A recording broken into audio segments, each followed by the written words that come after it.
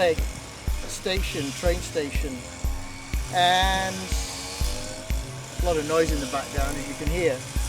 But the question is, they're replacing the ground level rail tracks with this elevated version, which is 45 meters high. Question is, how much is that going to cost, and how much value is it going to be to anybody that's travelling throughout Thailand? It's got nothing to do with the high-speed train project.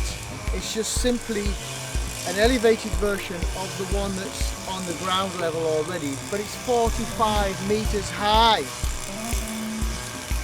I'm baffled.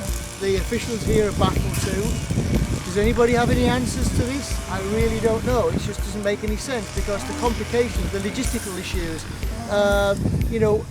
accessing the trains, getting up and down, obviously means flights of stairs or substantial lifting systems, right? So why on earth has the authorities, obviously the State Railway of Thailand, decided to use this system of elevating the train tracks to nearly 50 meters in the sky? They're not overpassing anything, they don't have to go over anything, there's no mountains, no buildings, it's open countryside.